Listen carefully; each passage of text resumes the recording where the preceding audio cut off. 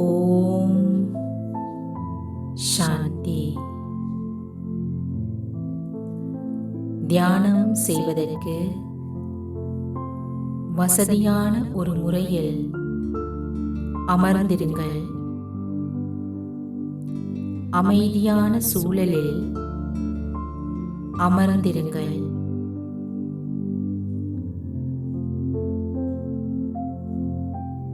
டிலாராம் தவாம் 20ஆம் நாள்.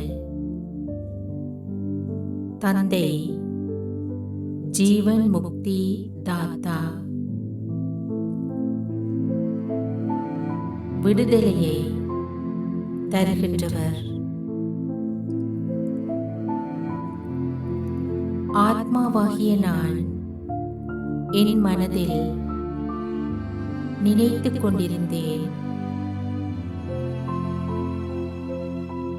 இவ்வளவு காலமும் நான் பழக்கப்பட்ட அந்த வாழ்க்கை முறையானது இவ்வுலகில் ஏதோ ஒரு விதத்தில் என் வாழ்க்கையை நான் பாதுகாத்துக் கொள்வதற்காக உருவாக்கிக் கொண்ட வழிமுறைகள். ஆனால் இவ்வழிமுறைகளால் நான் முற்றிலும் மகிழ்ச்சியாக இருப்பதில்லை.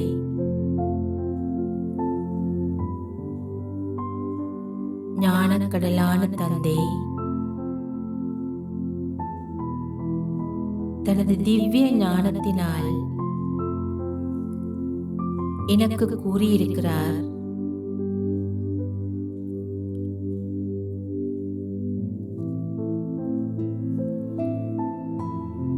நான் ஏதோ இந்த உலகத்தில் என்னையும் காத்து என் வாழ்க்கையையும் காத்து எனக்கிருக்கும் அனைத்து சுக வசதிகளையும் பாதுகாப்பையும் உறுதிப்படுத்துவதற்காக உருவாக்கி வைத்திருக்கும் வழிமுறைகளில் இருந்து என்னை விடுவிக்கவே தந்தை வந்திருக்கின்றார் என்ற மன தெளிவை இப்பொழுது நான் திவ்ய ஞானத்தினால் உணர்ந்து கொண்டேன். ஆத்மாவாகிய நான் பாபாவை பார்த்து கூறுகின்றேன், பாபா, இப்பொழுது நான் என்னை இவ்வுலகில் அடையாளப்படுத்துவதற்காக என்று பிடித்து வைத்திருக்கும் எனது பாகங்கள், எனது பெயர், நான் சம்பாதித்த புகழ்ச்சி, என்னை பற்றிய கருத்துகள், விமர்சனங்கள், இவை அனைத்தும் என்னை கட்டி வைத்திருக்கின்றது. மேலும் என் வசதியான பாதுகாப்பான போக்கிற்காக நான் அனைத்தையும் எனது வழிக்கு கட்டுப்படுத்த முயல்வதுண்டு. இவ்வாறாக பலவிதமான பயங்களால் என்னை சுற்றி நானே உருவாக்கி வைத்திருக்கும் வலையினால் நான் இந்த பழைய உலகத்திற்குள் மாண்டு போயிருக்கிறேன். பாபா என்னை பார்த்து கூறுகின்றார், என் இனியவனே, பாபா இப்பொழுது உனக்கு முழுமையான விடுதலையை தருவதற்காக வந்திருக்கின்றேன். இதனால்தான் எல்லோரையும் ரட்சிப்பவர் என்று நீ என்னை அழைக்கின்றாய்.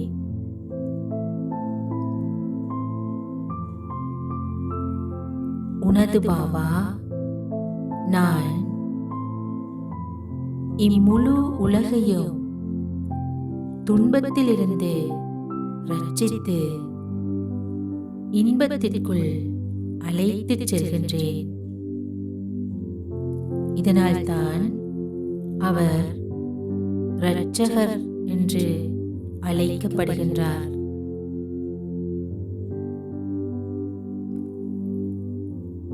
பாபா குழந்தைகளுக்கு புரிய வைக்கிறேன். குழந்தைகளே, எதையிட்டும் பயப்படாதீர்கள்.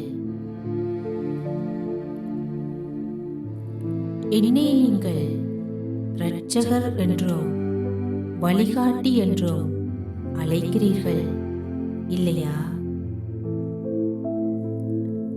ஆகவே நிச்சயமாக உங்களை நான் இந்த பழைய உலகத்திலிருந்து காப்பாற்றி, இந்த துன்ப உலகத்திலிருந்து காப்பாற்றி, சந்தோஷமும் நிம்மதியும் நிறைந்த ஒரு உலகத்திற்கு அழைத்துச் செல்வேன்.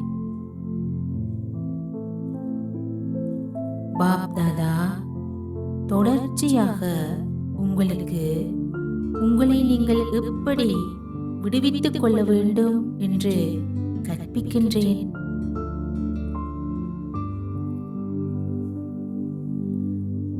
உங்கள் பாபா நான் வந்து அளவில்லாத அளவுக்கு அளவில்லாத ஒரு வகையில் எவ்வாறு அனைத்திலிருந்தும் விடுபடுவது என்று தூண்டுகின்றார்.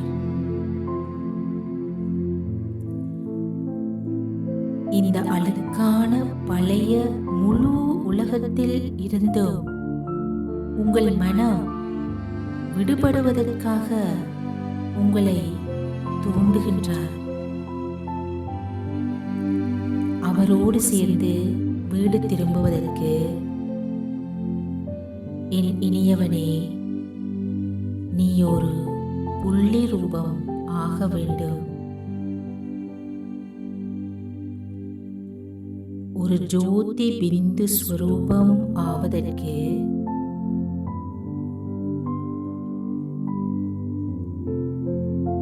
நான் எனது எனது எனது என்று இம்முழு உலகிலும் நீ நீட்டி விரித்து பரப்பி இருக்கும் விடயங்கள் அனைத்தையும் ஒன்று திரட்டி ஒரு சிறு புள்ளியாகி விதை சொரூப நிலைக்கு திரும்ப வேண்டும்.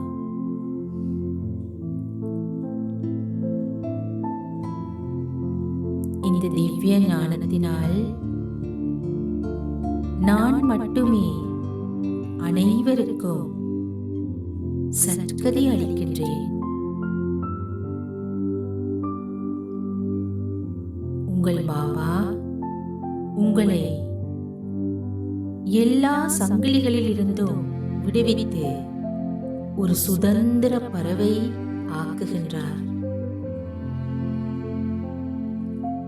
ஆத்மாவாகிய நான் பாபாவிடம் கூறுகின்றேன், பாபா, என்னை நீங்கள் எல்லா சங்கிலிகளையும் அறுத்து ஒரு சுதந்திர பறவை ஆக்குகின்றீர்கள் என்று கூறும்போது என் மனதுக்குள் ஏதோ ஒன்று என்னை லேசாக்குகின்றது. எனக்குள் ஏதோ திறக்கின்றது.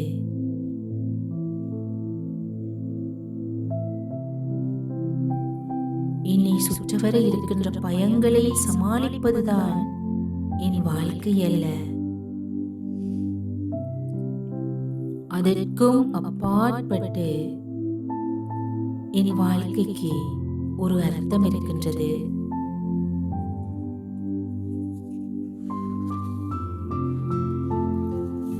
ஆத்மாவாகிய நான் ஒரு நொடியில் சரீரமற்றவனாகுகின்றேன்.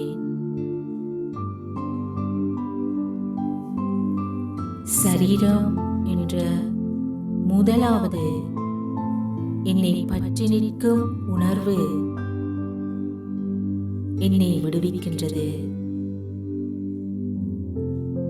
நான் ஒரு ஜோதி பிந்து ஸ்வரூபமான ஆத்மா.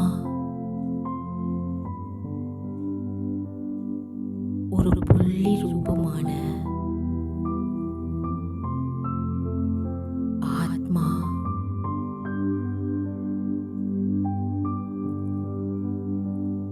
நான் ஒரு புள்ளி,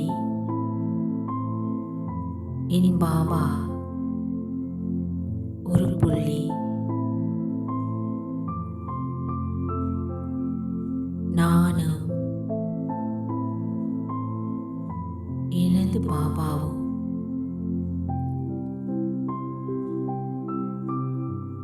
வேறு எதுவுமே இல்லை.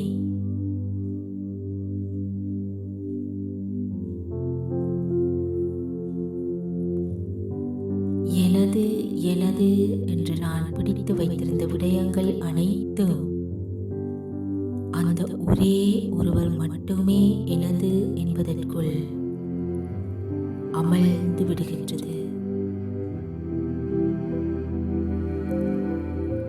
அனைத்து சங்கிலிகளும் அமர்ந்து விடுகின்றது.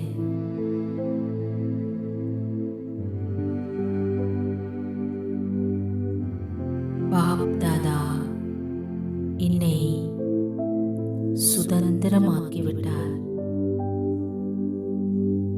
வானில் ரெக்கை கட்டி பறக்கின்றேன். ஒரு சுதந்திர பறவையாக.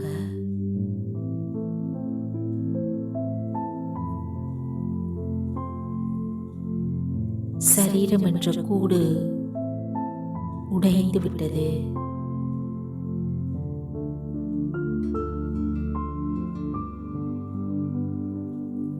உறவுகள் என்ற கூடு இனி இல்லை. உடைமைகள் என்ற கூடும் இல்லை. நான் ஒரு சுதந்திர பறவை.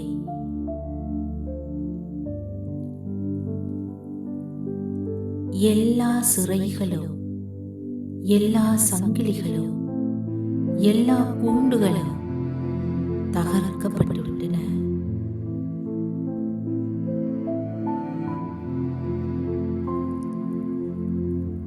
எனக்கு வேண்டிய போது விலகி நிற்கிறேன். எனக்கு வேண்டிய போது அன்பாக இருக்கிறேன். இதுதான் ஜீவன் முக்தி. வாழும் போதே விடுதலை, சுதந்திரம். சுதந்திர காற்றை சுவாசிக்கின்றேன்.